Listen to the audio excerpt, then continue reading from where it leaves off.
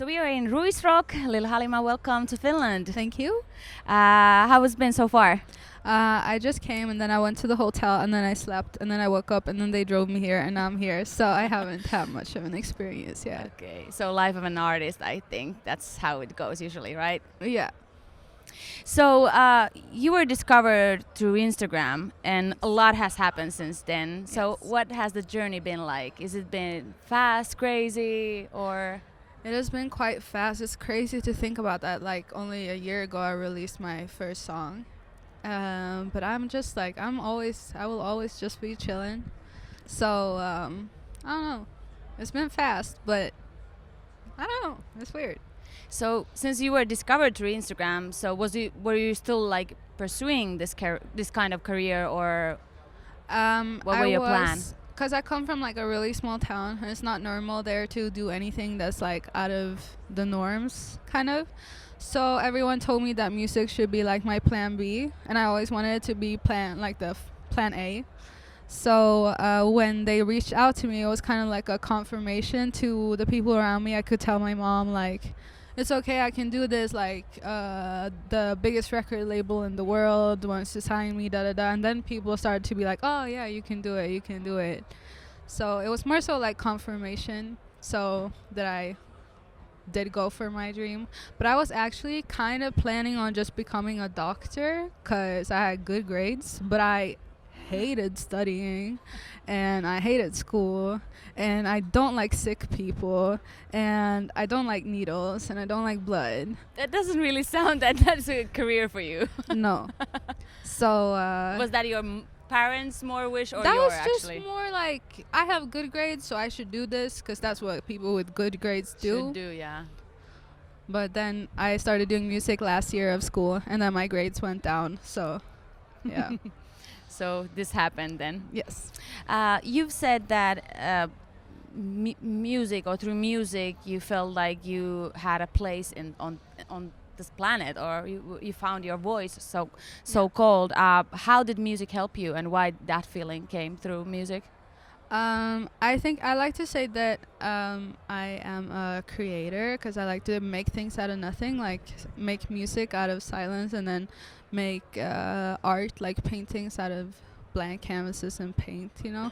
And I just think that when I grew up, I was always a bit different because I was like the only mixed kid in northern Norway, and like people like different stuff, and I had like a different background.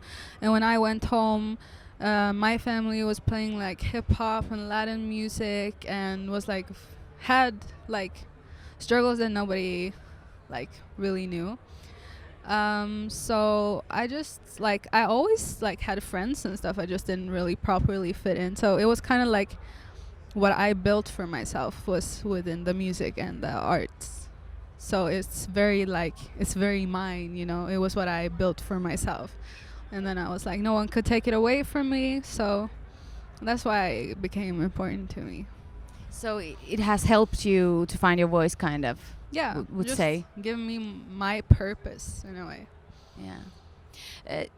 Was it through more like writing? Do you write about these kind of feelings also? Because you have more like songs about love and Yeah. breakups and stuff like that. Do Yeah. you think that those topics are also something that you would write more about in the future?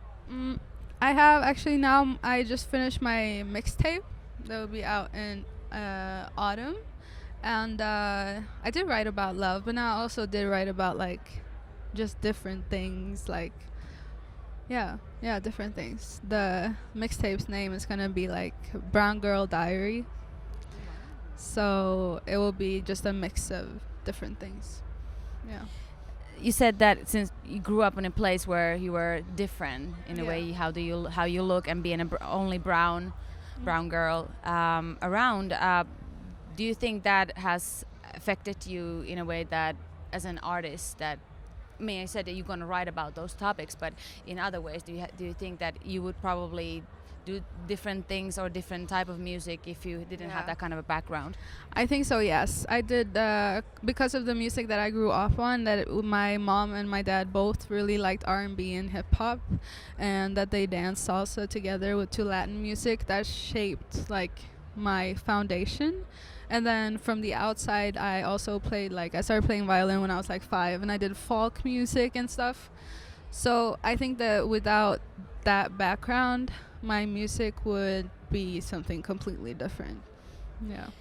That's a kind of a really wide range of music. Yeah. It's from like hip hop, R&B to the Latin, and then the folk music.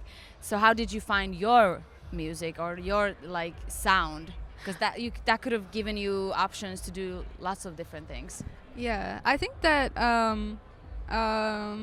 people are too stuck up in like finding what you are gonna sound like, because at the end of the day we're people and we're humans and we develop and change every single day. So tomorrow you will be a new person in many ways. You'll be the same, but you will still be a new person.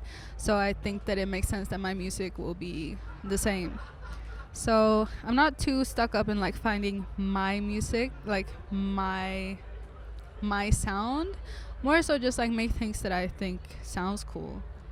And actually folk music is not really far away from R&B. If you think about it, with like the melodies and how they do the wails in R&B, they kind of do it in folk music, just in a different way. It's a bit different. So you have the classical background, playing the violin, the piano. So how come that kind of career didn't happen? I was just like, I don't like doing things that people tell me to do. Like, if my violin teacher told me to practice, I would not practice. I had a Russian piano teacher, and she wanted me to practice a lot, so I never practiced. And then I quit because I didn't like that she told me to practice. So I just think that I don't like doing what people tell me to all the time. So that's why that would never work. Also, I'm really bad actually at like sheet music, like notes, Reading the notes, yeah. Because I use my ears more than I actually use like my brain. So I would just listen to what people play, and then I'm very good at like remembering and repeating and then playing it. But I'm not really I'm not reading. Yeah. That makes sense. Then you didn't choose that kind of a that would never career work. for you. But has that also helped you when you are creating music, Yeah. having that kind of background? Yeah, because I know like notes and like scales and chords, and it helps a lot to have that understanding when you're producing and stuff. But at the same time, I very much so just go after the vibe. I'm not very technical. Yeah. Your mixtape, you said that there will be a bit different also topics in it. Yeah. How much different it will be from your previous stuff? I mean, it will still touch Are upon. you trying something like new stuff? Yes, it's like a very mixtapey mixtape, so it's a lot of different things, and I'm guessing when it's gonna be released, that some people are gonna be like, "Oh, Lil is super confused. Like, she is making all of this songs that sounds completely different from each other." But it is a mixtape, and back in the days, a mixtape was a mixtape, not an album. So it will be a lot of different things. A little bit of more like funky stuff, a little bit more groovy, a little bit more hip hop heavy, and then R&B. Mostly R&B, more so. Yeah. You said that you listen to a lot of R&B and soul at the moment. Yeah. Why that? What's about the R&B and soul that I think that you like? I think it just really sits in my heart from as a child. It's something about like the melodies and it's just something that really like, it just feels like it sits in me. So when I hear it, it's just like, yes. Feel like home. Yes. I think that's a lot of times when somebody falls in love with certain genres, it's about that feeling, because that's the same feeling I feel when I'm listening to hip hop and R&B. Yeah. That's like, It's, even though it's there's just nothing right. It's not even close to my culture or anything, but it feels right. Yeah. It's just right. But I think that's the beauty of music. Mm-hmm. Then that's how you should feel without your. I mean, it doesn't matter what kind of background or where you're from or whatever, but music, it should like raise these kinds of feelings, right? Just like, is that something when you listen to those 90s R&B songs and you're just like, just feel it right here. Yeah. Totally, and I think that's something that happened when I was 9 years old, and I was like, this is my music. Yes. It just hit home right away. Yeah. Is that a feeling that you want to also give to the people who listen to your music. Absolutely, That's that is what I want to more than anything. I just want people to like. I don't want to make music that is like too in your.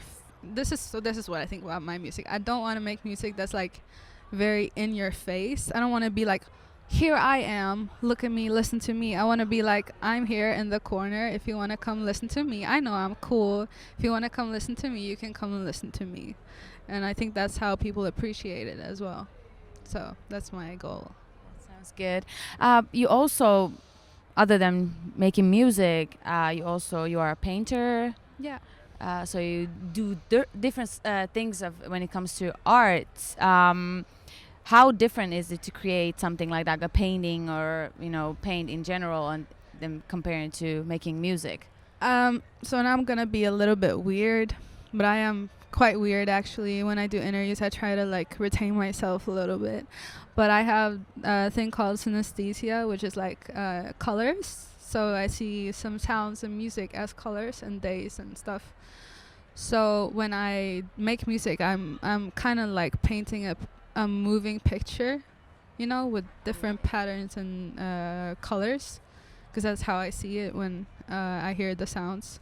So it's not that different, but it's still very different, obviously. Is that also something that you want to pursue also, like to become a painter and like sell your art in the future? Or Yeah, I was thinking about that because I have so many opportunities. Like I want to be able to do exhibitions and sell my paintings, but then I also started like tattooing my friends sometimes and do my own tattoos sometimes, which my mom is going to hate me for saying, but I do.